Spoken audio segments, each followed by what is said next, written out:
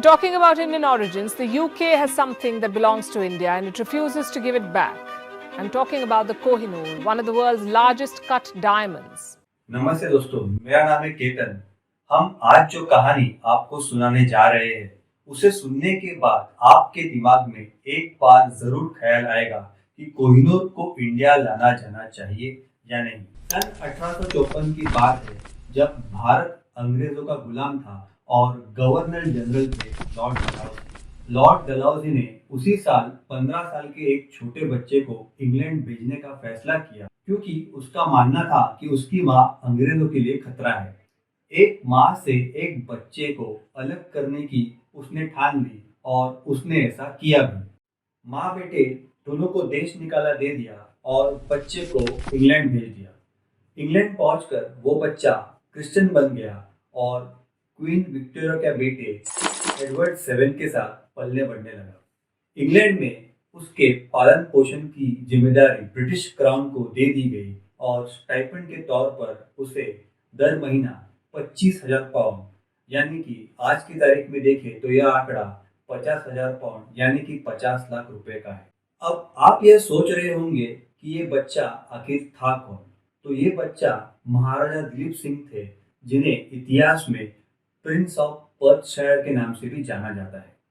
ये कहानी शुरू होती है सेकेंड एंग्लो सिख वॉर के बाद। 29 मार्च 1849 को पंजाब पर अंग्रेजों का कब्जा होने के बाद 10 साल के महाराजा दिलीप सिंह को अंग्रेजों ने शासन से उतारकर अपने कब्जे में ले लिया और डॉक्टर जॉन लेगिन के देखरेख में रख दिया।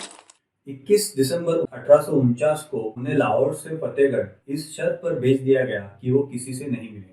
उनका स्वास्थ्य लगातार खराब रहने लगा, तो कई घटनाक्रमों के बाद लॉर्ड डलहौजी ने उन्हें ब्रिटेन भेजने का फैसला किया।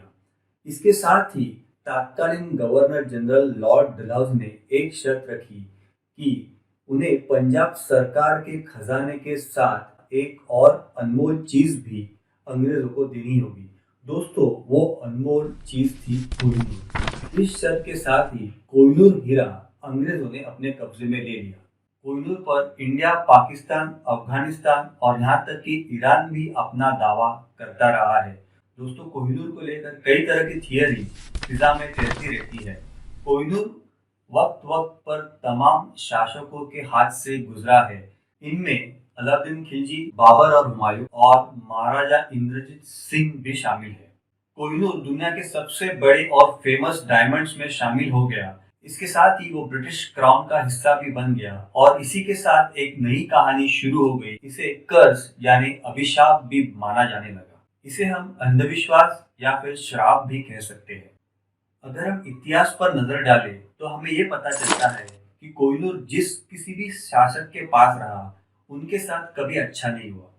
इतिहास इस बात का गवाह है कि जिस किसी भी शासक के पास कोहिनूर रहा है, उनकी जिंदगी में हलचल मच गई। यहाँ यह सवाल हमारे मन में आता है कि कोहिनूर आखिर आया कहाँ से और किसके लिए यह श्राप यानी कि कर्ज साबित हुआ? क्या ये ब्रिटिश फैमिली के लिए भी कर्ज यानी कि श्राप साबित हुआ? और किसने इसे कोहिनूर यानी कि माउंटेन ऑफ लाइट का नाम दिया? कोहिनूर जितना फेमस है, उसके साथ ही उतनी मिस्ट्रीज भी जुड़ी हुई है। ओरिजिनल कोहिनूर का साइज 186 कैरेट का था, जो आज 105.6 कैरेट का रह गया है। कोहिनूर की दास्तान महाभारत टाइम से लेकर गोलकोंडा होते हुए ब्रिटिश टाइम तक जाती है। एक कथा के अनुसार कोहिनूर की कहानी 3200 बीसी पुरानी है। कोहिनूर के बारे में कहा जाता है कि इसे तुर्कों ने किसी दक्षिण भारतीय मंदिर की मूर्ति की आग से निकाला था। Kohinoor the story of the world's most infamous diamond के लेखक विलियम डैरिंगटन लिखते हैं, कोहिनूर का पहला अधिकारिक जिक्र 1750 में फारसी इतिहासकार मोहम्मद मारवी ने नादिर शाह के भारत आने के वर्णन में मिलता है। मारवी लिखते हैं कि उन्होंने कोहिनूर को अपनी आंखों से देखा था। कोहिनूर उस समय तक तो ताज के ऊपरी हिस्से में जुड़ा हुआ था, जिसे नादिर शाह लूटकर अपने साथ ईरान ले गया था।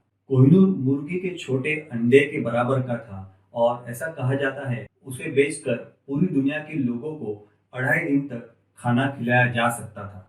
कोहिनूर को तख्ते ताज बनाने में ताजमहल से दुगना धन लगा था और इसके बाद कोहिनूर को तख्ते ताज से निकाला गया था ताकि नादिर शाह इसे अपने बाह में बांध सके। नादिर शाह ने करनाल के पास अपने 1.5 लाख सैनिकों की मदद से मोहम्मद शाह रंगीले की 10 लाख लोगों की सेना को हराया था। मशहूर इतिहासकार एच.एम. इलियट और जॉन डेसन अपनी किताब the history of India as told by historians में लिखते हैं, जैसे ही नादिर शाह के 40,000 सैनिक दिल्ली में घुसे तो अनाज के दाम आसमान पर चले गए। जब नादिर शाह के सैनिकों ने मोल भाव करना चाहा तो उनके और दुकानदारों में झड़प हो गई और सैनिकों ने दुकानदारों पर हमला कर दिया।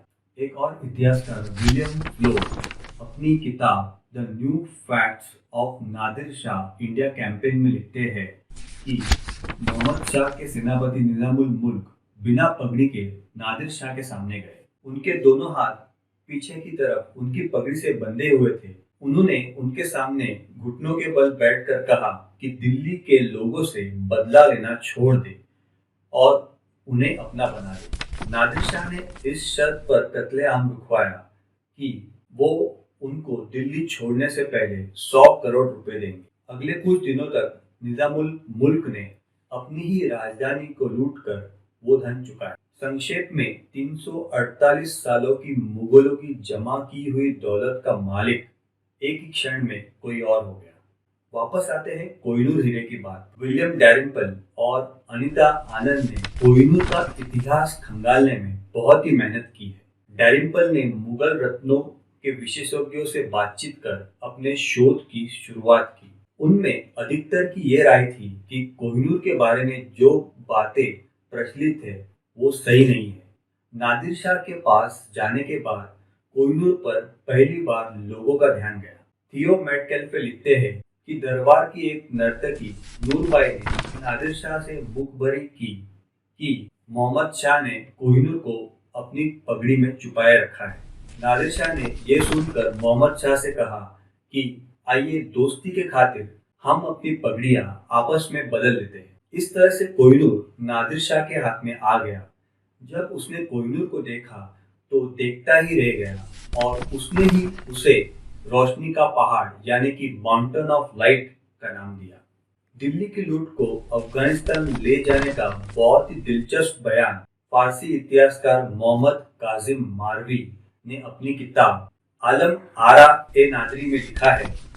दिल्ली में 57 दिनों तक रहने के बाद 16 मई 1739 को नादिर शाह ने अपने देश का रुख किया। अपने साथ वो पीढ़ियों से लुटाई गई मुगलों की सारी दौलत ले गया। यह उसकी सबसे बड़ी लूट थी जिसमें कोहिनूर, तैमूर और रूबी भी शामिल थी। लूटे हुए खजाने को 700 हाथियों, 400 ऊंटों और 17,000 घोड़ों पर लाद कर ईरान रवाना कर दिया गया। जब पूरी सेना चेनाब पुल से गुजर रही थी तो हर सैनिक की तलाशी ली गई। कई सिपाहियों ने तो हीरे जवाहरात जब्त करने के डर से जमीन में गाड़ दिए। कुछ ने तो उन्हें पानी में ये समझकर फेंक दिया कि बाद में आकर उसे नदी की तली से वापस ले जाएंगे। 1813 में कोहिनूर महाराजा रंजीत सिंह के पास पहुंचा। नादिर शाह के पास भी कोहिनूर बहुत दिनों तक नहीं रह पाया। उसकी हत्या के बाद कोहिनूर उसके अफगानी अंगरक्षक अमर शाह अब्दाली के पास आया और कई हाथों से होते हुए 1813 में कोहिनूर महाराजा रंजीत सिंह के पास पहुंचा। महाराजा रंजीत सिंह कोहिनूर को दिवाली, दशहरा और बड़े त्योहारों के मौके पर कोहिनूर को अपनी बाह में बांधकर निकलते थे। जब भी कोई ब्रिटिश अफसर दरबार में आता था तो उसे कोहिनूर हीरा खास तौर पर दिखाया जाता था। जब भी वो मुल्तान, पेशावर या दूसरे दौरे पर जाते थे तो कोहिनूर उनके साथ जाता था। एंग्लो सिख लड़ाई में अंग्रेजों की जीत के बाद कोहिनूर उनके हाथ लगा था। दोस्तों, वीडियो की शुरुआत में मैंने इस बात का जिक्र किया था कि कोहिनूर एक श्राप भी साबित हुआ है। Kohinoor the story of world's most infamous diamond की सहलेखिका अनीता आनंद बताती है, जब कोहिनूर को जहाज पर चढ़ाया गया तो जहाज के चालकों को इसकी भनक भी पड़ने नहीं दी गई कि वो अपने साथ क्या ले जा रहे हैं। मीडिया नामक इस जहाज के इंग्लैंड से रवाना होने के बाद 2 हफ्तों तक तो कोई समस्या नहीं आई, लेकिन फिर कुछ लोग बीमार हो गए और जहाज पर हैजा फैल गया। इस वक्त जहाज के कप्तान ने चालकों से कहा कि चिंता की कोई बात नहीं है, क्योंकि मॉरिशस आने वाला था। मॉरिशस में उन्हें दवाई और खाना मिलेगा और फिर सब कुछ ठीक हो जाएगा। लेकिन जब जहाज मॉरिशस पहुंचने वाला था तो वहां के लोगों को जहाज पर बीमार लोगों के बारे में खबर पहुंच गई। चालक दल जो हैजा फैलने के बाद बहुत मुश्किल में आ गया था, वो यही मानता रहा था कि वो वापस किसी तरह इंग्लैंड पहुंच जाए। वापस इंग्लैंड लौटते समय उन्हें एक और बड़े समुद्री तूफान का भी सामना करना पड़ा था, जिसने करीब करीब जहाज को 2 हिस्सों में तोड़ दिया। जब वो इंग्लैंड पहुंचे तब जाकर उन्हें पता चला कि वो अपने साथ कोहिनूर ले जा रहे थे और इसी वजह से उन्हें इतनी मुसीबतों का सामना करना पड़ा। जब कोहिनूर लंदन पहुंचा तो उसे क्रिस्टल पैलेस में ब्रिटेन की जनता के सामने पेश किया गया। विलियम डैरिम्पल कहते हैं कि कोहिनूर को लंदन ले जाने के 3 साल के बाद उसकी नुमाइश वहां पर की गई। दोस्तों, कोहिनूर से लगाव का ही नतीजा है कि लोगों ने इसके साथ तरह तरह की खामियां जोड़ ली। पर ऐसा माना जाता है कि कोहिनूर में कोई खोट नहीं था, पर तराशे जाने के बाद इस हीरे में भी काफी खामियां थी। इसके बीचों बीच से पीले रंग की लकीरें गुजरती थी, जिनमें एक लकीर तो इतनी बड़ी थी कि रोशनी को ठीक से रिफ्लेक्ट ही होने नहीं देती थी। इसी वजह से जब कोहिनूर को लंदन के एग्जीबिशन में रखा गया तो यह किसी को पसंद ही नहीं आया। इसके बाद रानी विक्टोरिया के पति प्रिंस एल्बर्ट ने इसे फिर से तराशने पर जोर दिया। हद तो यह है कि आज भी लोग ये मानते हैं कि कोहिनूर दुनिया का सबसे बड़ा हीरा है, लेकिन ऐसा नहीं है। साइज के मामले में आज कोहिनूर 98th पोजीशन पर है। टावर ऑफ लंदन में जो कोई भी इस हीरे को देखता है वो हैरान हो जाता है कि सच में ये कितना छोटा है। उस टाइम पर मुगलों के पास मूल्यवान पत्थर थे और कोहिनूर उन मूल्यवान पत्थरों में से एक था। मुगलों के खजाने में सबसे मूल्यवान पत्थर हीरे नहीं होते थे। कोहिनूर हीरा पूरब में ब्रिटिश शासन के ताकत का प्रतीक बन गया और ब्रिटेन की फौजी ताकत के बढ़ते असर को भी दिखाता था। कोहिनूर के साथ एक अंधविश्वास फैल गया कि जो कोई पुरुष इसे हाथ लगाएगा वो उसे तबाह कर देगा, लेकिन महिलाओं को इसे पहनने में कोई दिक्कत नहीं थी। आज ये दुनिया का सबसे मशहूर हीरा द टावर ऑफ लंदन के ज्वेल हाउस में रखा हुआ है। क्वीन एलिजाबेथ II की मौत के बाद फिर से कोहिनूर को इंडिया वापस लौटाए जाने की मांग सोशल मीडिया पर जोरों शोरों से उठ रही है। ऑनलाइन पिटीशन भी दायर हुई है और कुछ संस्थानों ने तो यह कह दिया है कि कोहिनूर को भारत लौटाने में ब्रिटेन से सीधा संपर्क करें। इसमें पहला नाम आता है एक सामाजिक सांस्कृतिक संस्था का, जो कि जगन्नाथ सेना पुरी से है। पुरी की इस संस्था ने दावा किया है कि कोहिनूर पर भगवान जगन्नाथ का अधिकार है और इस संस्था ने प्रेसिडेंट द्रौपदी मुर्मू से अपील की है कि उसे कोहिनूर को भारत लाने में उनकी मदद करे। इस बात को लेकर प्रेसिडेंट को एक रिपोर्ट भी सौंपी जा चुकी है। श्री जगन्नाथ सेना के मुताबिक कोहिनूर भगवान श्री जगन्नाथ का है और महाराजा रंजीत सिंह ने अपनी मर्जी से कोहिनूर को भगवान जगन्नाथ को समर्पित किया। यह भी दावा है कि जब ब्रिटिश साम्राज्य ने महाराजा दिलीप सिंह से कोहिनूर लिया तो यथापि उन्हें पता था कि यह हीरा भगवान जगन्नाथ का है। श्री जगन्नाथ सेना के मुताबिक कोहिनूर को लौटाने के लिए उन्होंने महारानी को भी एक चिट्ठी लिखी थी। 19 अक्टूबर 2016 को बकिंगम पैलेस ने जवाब में कहा कि कोहिनूर की मांग सीधे तौर पर ब्रिटिश गवर्नमेंट से की जानी चाहिए, क्योंकि उनका कहना था कि महारानी अपने मंत्रियों की सलाह पर काम करती है और कई मौकों पर उनके फैसले राजनीति से जुड़े नहीं होते। इतना ही नहीं, अमेरिका की निवेश कंपनी मोंटा विस्टा कैपिटल के संस्थापक और मैनेजिंग पार्टनर वेंकटेश शुक्ला ने तो एक ऑनलाइन पिटीशन भी शुरू कर दी। change.org पर शुरू की गई इस पिटीशन पर 10,000 हस्ताक्षर का लक्ष्य रखा गया। पिटीशन में लिखा गया है कि ब्रिटेन को अब कोहिनूर को भारत को लौटा देना चाहिए।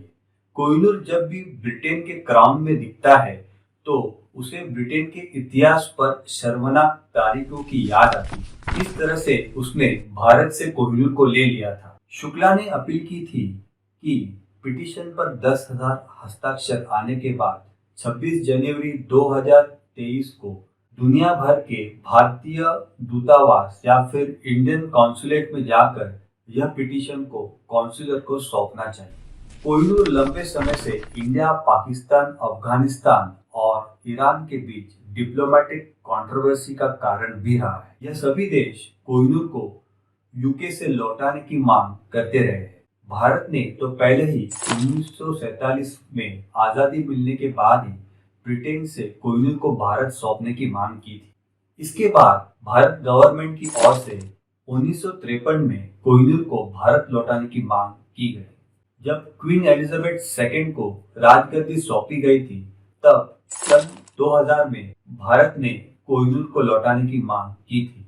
इंडियन पार्लियामेंट के कुछ सदस्यों ने ब्रिटिश पार्लियामेंट को हीरे को लौटाने के लिए इस बार चिट्ठी लिखी। जुलाई 2010 में ब्रिटेन के प्रधानमंत्री डेविड कैमरन भारत दौरे पर आए, तब भी कोहिनूर को लौटाने की बात उठी थी। डेविड कैमरन ने तब यह कह दिया था कि ऐसी मांगों पर अगर हाँ कर दिया गया तो ब्रिटिश म्यूजियम खाली हो जाएगा। कंक्लूजन, दुनिया के सभी हीरे में से कोहिनूर हीरे की कहानी अब तक सबसे प्रसिद्ध है। कोहिनूर की कहानी महाभारत टाइम से होकर गोलकोंडा से ब्रिटिश टाइम्स तक जाती है। अपने लंबे समय के इतिहास में ये हीरा पूरी दुनिया में घुमा है और कई शासकों के पास भी रहा है। कोहिनूर जिन शासकों के हाथ लगा उनमें से कुछ राजाओं के नाम है: अलाउद्दीन खिलजी, ग्वालियर के राजा विक्रमादित्य, शुरुआती मुगल बाबर और हुमायूं, ईरान के शाहजहां, अहमदनगर और गोलकोंडा के निजाम शाह और कुतुब शाह के वंशज, बाद के मुगल शाहजहां से मोहम्मद शाह रंगीले तक, पर्शिया के नादिर शाह जिसने उन्हें नाम कोहिनूर दिया, जाने की mountain of light, Afghan general Mohammad Shah Abdali और उसके बाद उनके उत्तराधिकारी, शेर पंजाब महाराजा रंजीत सिंह और उसके बाद महाराजा दिलीप सिंह और उनके उत्तराधिकारियों के पास।